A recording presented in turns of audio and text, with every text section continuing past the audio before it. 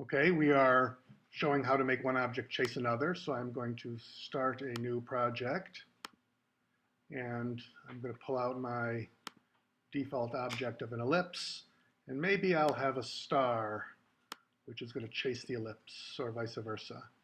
Okay, so let's see. Let's make the ellipse go after the star. So I bring up a viewer for the ellipse. I pull out a forward by to get a script, and now I need it to follow the star, and it's not doing that. So I go to the motion category, or if you search for turn towards, maybe just turn. Yeah, there you go. If you search on turn, you'll see turn toward, and drag that out. It says turn toward dot, which is kind of strange. So dot is sort of a placeholder for an object's name. Just the way this 5 here is a placeholder for what you really want it to go forward by. It's kind of born with a 5 there, and you can replace it. Well, you can replace dot with not a number, but the name of an object. So I want to replace it with the name of this object. And where do I get the name of this object? I might click here, but that doesn't let me get, no, I can't grab it. Well, it turns out there's this nice little orange icon which says make a tile representing this object. So if I click on that tile, it gives me the name star. And I put that in place of the dot, and I start this ticking, and lo and behold, that ellipse is following the star. So that's what your enemies can do. They can follow you. Whoa. And then we could have a test. When it catches a star, then something happens. I lose a life. My variable called lives decreases by 1, and these things go back to where they're supposed to start from. And other things can happen. So this kind of amusing. Set like coordinates for the star to maybe try to get away from the ellipse? I'm sorry? Or you could set like... Yeah, I could make the star go away to give me a chance to move again. Right. Yeah, so there might be a whole event of, a whole suite of things that might happen once I get caught. And I would have a script called, got caught. And in that script, I would say, star, go away here, I go there, points decrease or lives decrease, and so on. Okay, so questions about doing that? Okay, that's pretty straightforward, right? It's really a very powerful little command. Is there one for the forward? I'm sorry, for the what? You said turn towards, right? There is a command for that. Is there something similar for the forward command? What would that mean? Forward towards? What does that mean? So, They run away from it? I don't know. It goes closer? Okay, these two commands do that together, but there's no shortcut. So here's a question. How could I make a game where the star runs away from the ellipse, and I'm trying to chase the ellipse into a corral? So turn towards star, so maybe forward by -5. Let's see.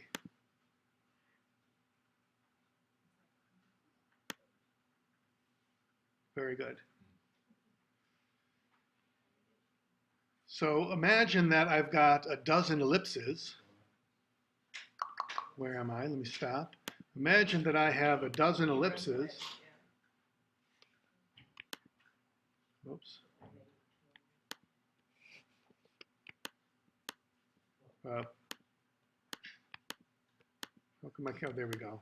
Help. And if I start going, oops, they all should be going. Hold on a moment.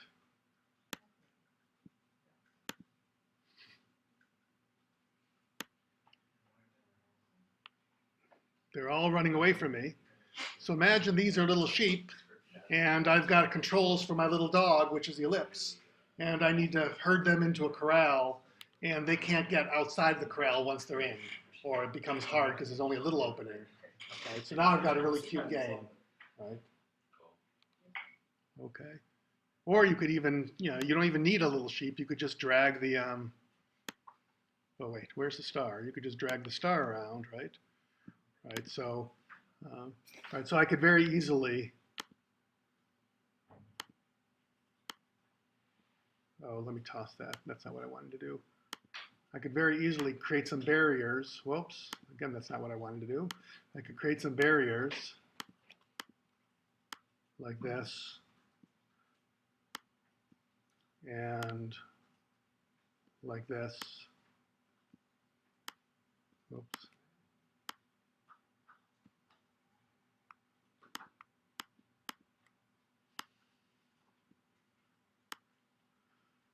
And then I could make the ellipse,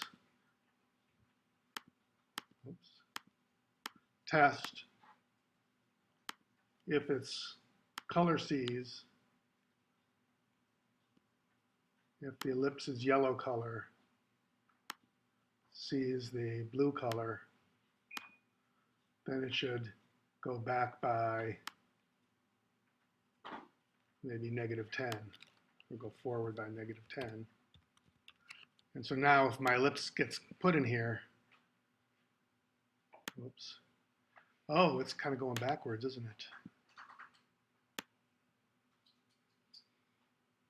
Oh, interesting.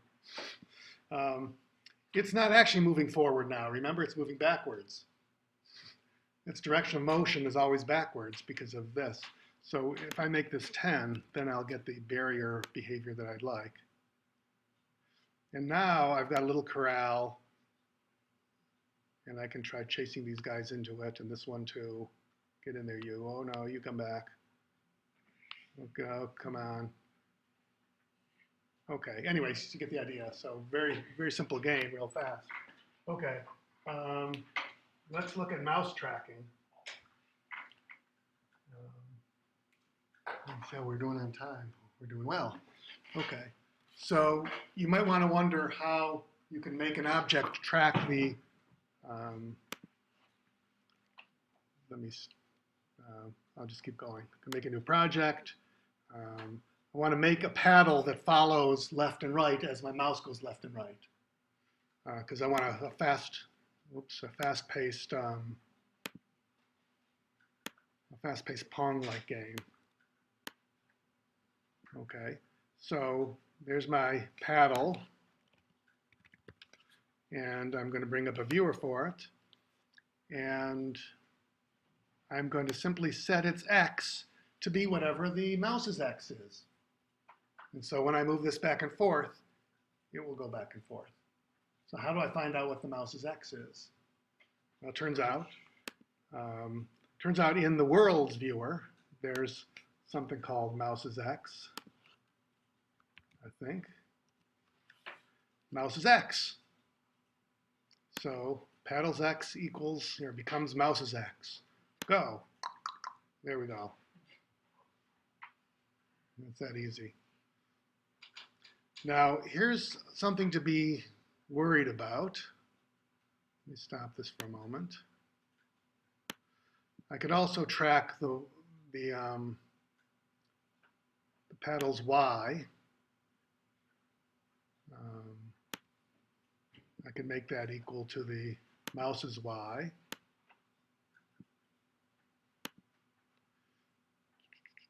Okay, so now it's following me everywhere. Now, what if I wanted to stop this script from ticking? What do? That darn paddle's in the way. I can't click on it. Right? It won't let go, won't get out of my way, so I have trouble interacting with the rest of Etoys.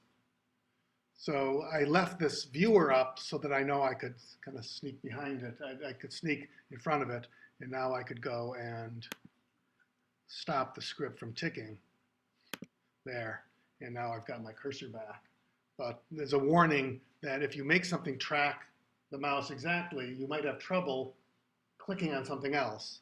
But if you're having like a bullseye game or shoot the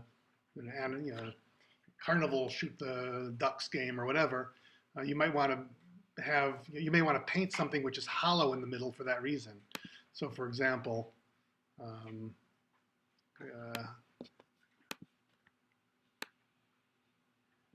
right, so there's my there's my bullseye, And if I wanted, I could put some crosshairs, but I would leave an empty spot right in the center. I'll keep that. And now, this is the object that's going to, actually, here's a trick. Don't do what I'm doing. I'm repurposing the script. I'm going to turn it into one that makes the sketches, actually the, whatever, my sites, how come I have too many S's? My sites X and Y track my paddle by changing the name of the object that's being referred to here by getting a tile for the name of the site and putting it in place of paddle. And now, if I run this, so now I can go ahead and click and shoot. And because it's hollow, I'm okay. I can click on things behind it. Okay. Okay. Good. Okay. Questions about mouse tracking? Okay. Is this helpful? Yeah. Okay. Good. So are you following along on your computer, or you? Yes. Okay. Good. So barriers we already saw how to do. Right? You test when it hits the barrier, you go backwards.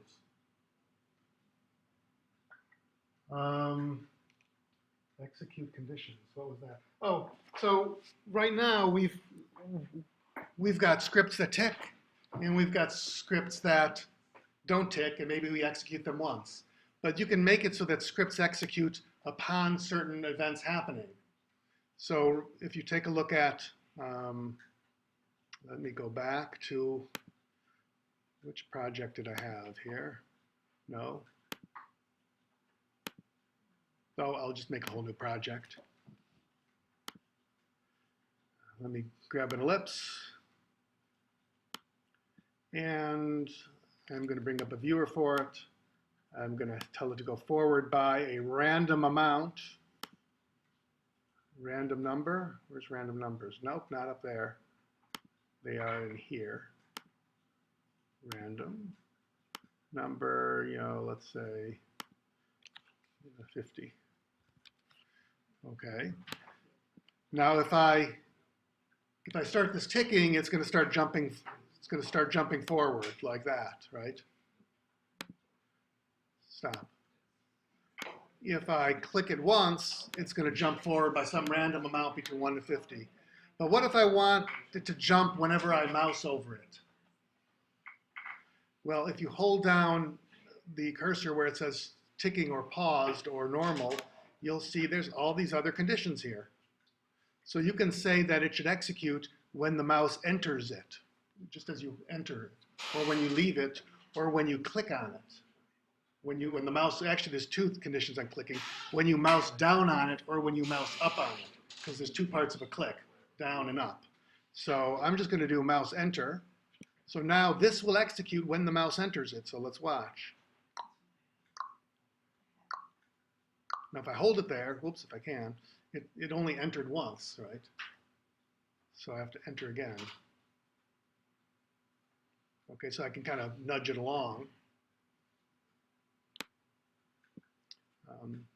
So you can make a sort of an escape game where someone's trying to collect things, and every time they mouse over, they start to jump away from them. There's other conditions that you can do besides mouse enter.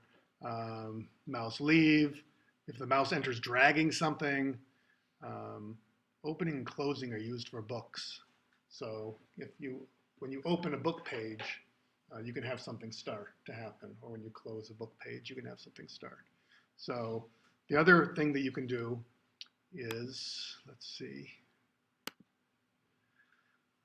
watermelon, let's see, where's I made this game earlier. So under the tests, I'm testing whether this rectangle here, this blue rectangle, which I'm calling spit down, is under the mouse. And I find that under the tests category, under mouse, right? But I think it was this rectangle. Yeah, so it's right here. Is it under the mouse? Here, in fact, see where it says false? As soon as the mouse is over it, that becomes true. Okay, so this says whenever my mouse is cursor